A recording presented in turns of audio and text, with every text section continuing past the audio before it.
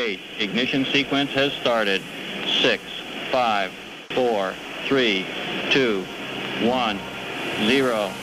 We have commit and we have liftoff at 2:13.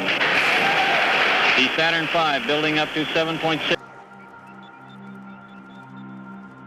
13, we've got one more item for you when you get a chance. We'd like it to stir up your cryo tanks.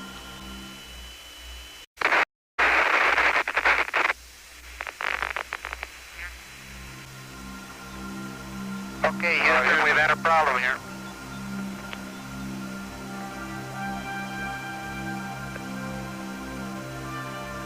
This is Houston. Say again, please.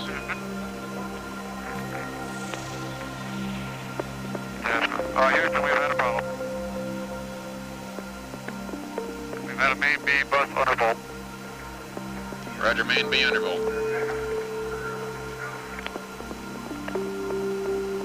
The flight of the Apollo 13 to the moon is in serious jeopardy this morning and is not going to make a moon landing.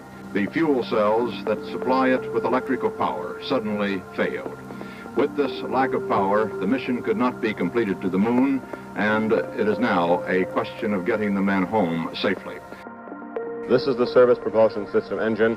That engine is unusable. Whatever catastrophe happened back here in the service module, remember now we have two vehicles. This is the Apollo command module that the three astronauts were living in. In the interim here, we're starting to go ahead and button up the tunnel again.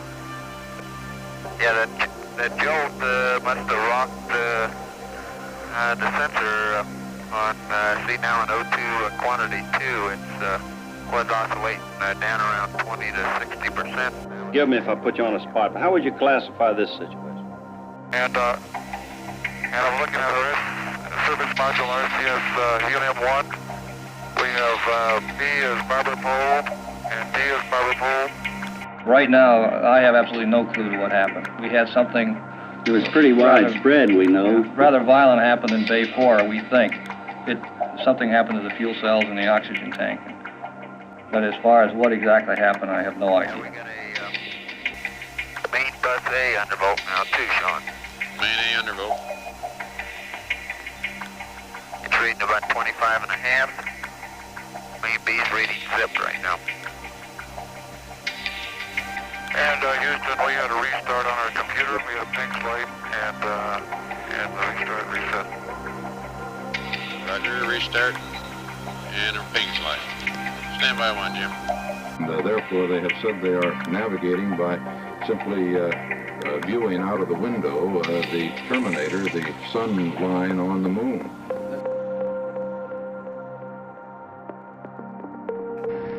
We think we have the situation in control. We've projected the consumables as I've described, and we have a plan for carrying out the rest of the mission, but... Okay, Houston, are you still reading 13? That's affirmative. We're reading you. We're trying to come up with some good ideas here for you. Okay, let me give you some reading in the interim to help main A voltage jack. I've got bus IEC on. Okay, systems test 1A. Says zip.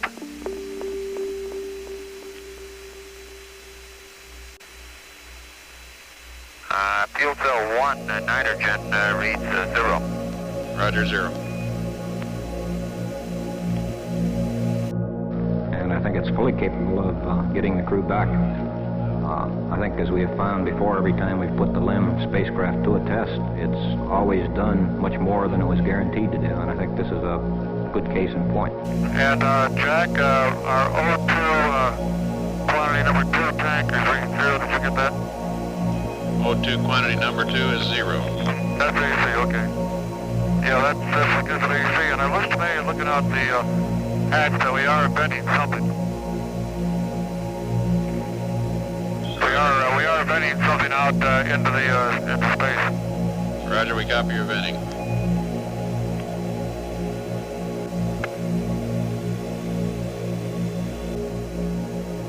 Okay, fuel cell 1, you just wanted off the line now, Jack, is that right?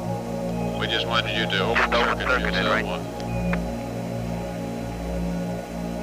off the line. It's Apollo Control, Houston. This rapid exchange of conversation you've heard, the main B bus is off the line. Fuel cells 1 and 3 also off the line. Now show 13 at an altitude of 178,643 nautical miles. We're at 56 hours, 12 minutes into the flight.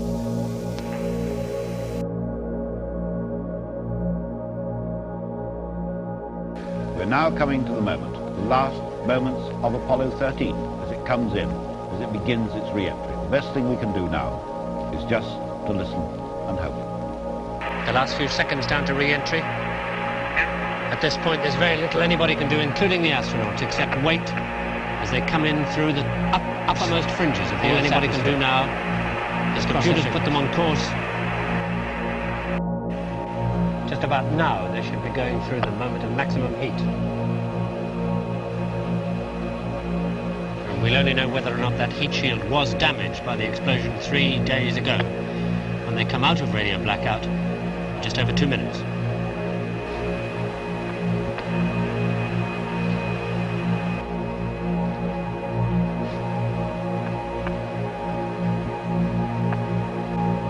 Our last estimate,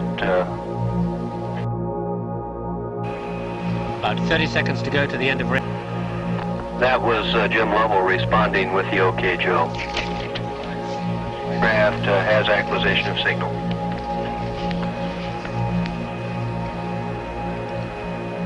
They're through. Odyssey Houston, standing by, over.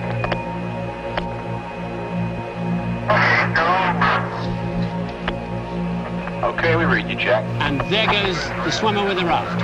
Approximately 10 feet from the command module. So a lot of terribly tired and weary people are standing around in mission control with their arms about each other, and we heard a final call from Jim Lovell of She Was a Good Ship.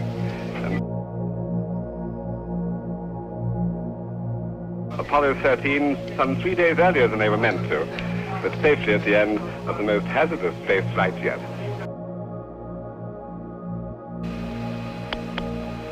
First astronaut is on his way up. Excellent pickup, no oscillation. There goes the net again. I have astronaut Hayes aboard. Fred Hayes. He was him a copy. Lunar module pilot Fred Hayes, first in. Well, consolation to Lovell. He didn't make it to the moon, but at least he made it back alive. The astronauts on board the helicopter moving back now towards the Iwo Jima.